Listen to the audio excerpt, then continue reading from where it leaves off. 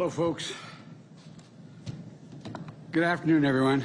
Today, for the first time since March of 2020, the American unemployment rate is below 5%.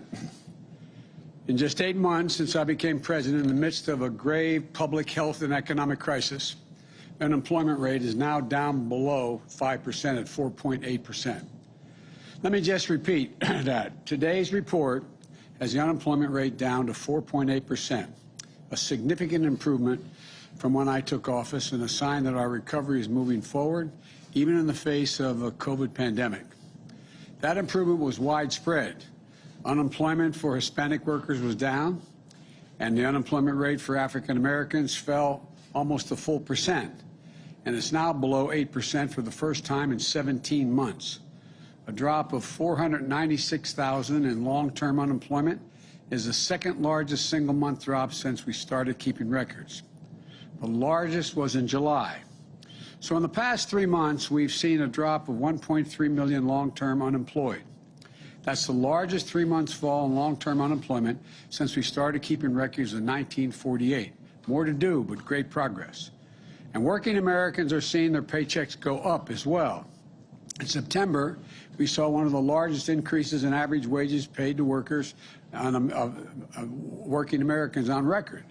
Today's report comes one day after the Labor Department found, in the third quarter of this year, the number of layoffs and job reductions was the lowest in this country since 1997. Overall, the unemployment report shows almost 200,000 jobs were created last month, over 300,000 in the private sector, and 26,000 in manufacturing, offset by some seasonal adjustments in education hiring. The monthly totals bounce around, but if you take a look at the trend, it's solid. On average, 600,000 new jobs created every month since I took office. And in 3 months before I got there, that was 1/10 what was being created. It's 60,000 as opposed to 600,000 jobs a month. In total, the job creation in the first 8 months of my administration is nearly 5 million jobs. Jobs up, wages up, unemployment down. That's progress. And it's a tribute to the hard work and resilience of the American people who are battling through this pandemic, working to keep their businesses afloat. Remember, today's report is based on a survey that was taken during the week of September the 13th. Not today, September the 13th, when COVID cases were averaging more than 150,000 per day. Since then, we've seen the daily cases fall by more than 1/3, and they're continuing to trend down. We're continuing to make progress. Right now, things in Washington, as you all know, are awfully noisy. Turn on the news, and every conversation is a confrontation. Every disagreement is a crisis. But when you take a step back and look at what's happening, we're actually making real progress. Maybe it doesn't seem fast enough. I'd like to see it faster, and we're going to make it faster. But maybe it doesn't appear dramatic enough. But I, too, would like to, as I said, move it faster. We're making consistent, steady progress, though. And thanks to bipartisan agreements, we're making progress on funding the government and raising the debt limit, so people continue to get their Social Security checks, the military continues to get paid, and so much more. We're making real progress on COVID-19 as well. More than 186 million Americans are now fully vaccinated. More than 75% of eligible Americans have gotten at least one shot. And COVID cases are down 40% in the past month. Hospitalizations are down over 25%.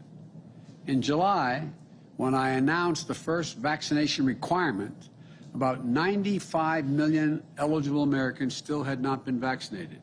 Today, we reduced that from 95 to 67 million eligible Americans that haven't been vaccinated. That's still much too much. There's more work to do, including getting more people vaccinated. But we continue to make progress. And the American Rescue Plan, which we passed shortly after I was elected, we made progress providing rent and mortgage relief to help keep roofs over people's heads. We provided checks in pockets and other benefits so families can put food on the table for their families. Hundreds of thousands of loans to help small businesses stay open and keep employees on a job getting paid. Today, towns and cities and states that were at risk of losing hundreds of thousands of jobs before because they didn't have the budget to pay, we helped make their payroll for them so they could keep teachers, police officers, firefighters, essential workers on the job, helping schools stay open with the equipment and resources needed to keep students and educators safe. And we finally gave a tax break, I've been looking at this for a long time, to families with children, which as I speak is providing monthly checks for more families for 60 million children. $300 per month for every child under the age of 7, $250 per month for every child under the age of 17. Keeping the tax cut, it's a tax cut for these people, and cutting child poverty nearly in half, over 40%. We're making progress protecting our air and water as well and our natural lands. Much more to do. And will have more to say about that later today. The jobs numbers also remind us that we have important work ahead of us and important investments we need to make. America is still the largest economy in the world. We still have the most productive workers and the most innovative minds in the world. But we risk losing our edge as a nation if we don't move. Our infrastructure used to be the best in the world.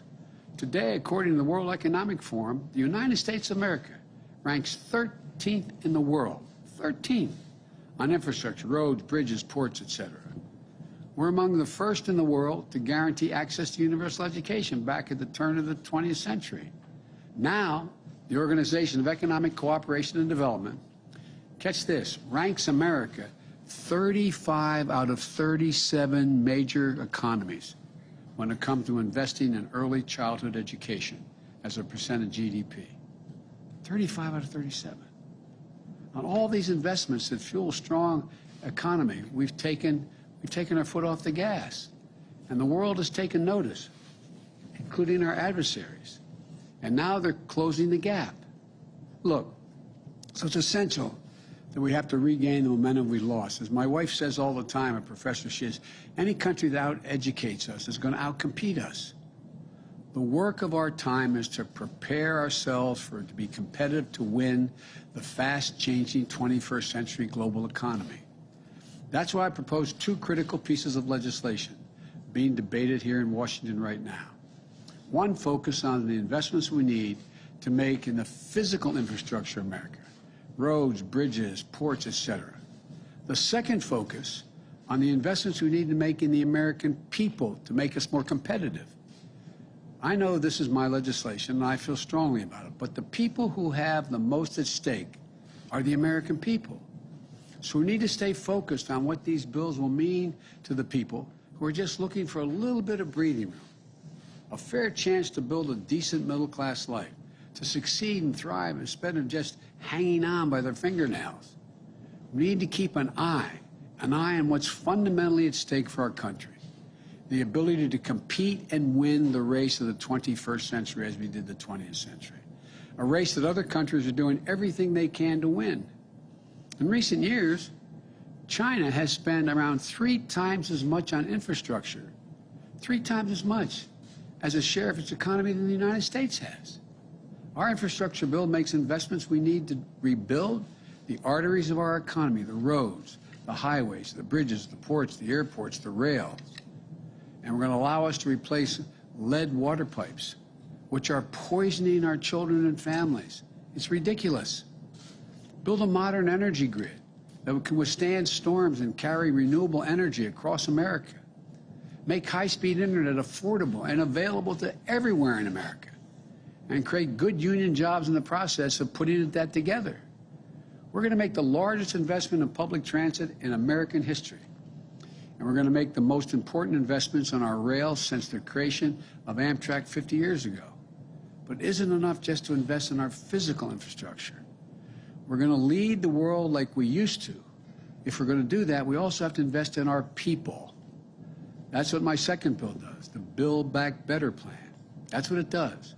Today, only about half of the 3- and 4-year-olds in America are enrolled in early childhood education. In Germany, France, the UK, Latvia, that number is more than 90%. We're falling behind. It's not just early education. According to one study, America ranks, catch this, America ranks 33rd out of the 44 advanced economies when it comes to the percentage of our young people who have attained a post-high school degree. The United States, 33rd out of 44. My Build Back Better plan gets us back on track to making 4 additional years of public education available for every person in America. 2 years of high-quality preschool in the front end, which indicates that over 56% of the children will be able to go through all 12 years and beyond without any interruption. And investments in community college, so our students can gain the skills they need and carve out a place for themselves in the 21st century economy. We're going to help build families. We're going to help them afford to care for their new baby, a child, an elderly relative. It's going to extend the tax credit for families with children. It's going to help us meet the moment on climate change and become a global leader in the fast-growing clean energy industries like solar and wind power. The whole world knows that the future of the auto industry is electric, and battery technology. We need to make sure America builds that future instead of falling behind. We should build those vehicles and the batteries that go into them, and the charging stations they're going to need, the 500,000 we're going to build across America. Here in the United States, we should be doing this.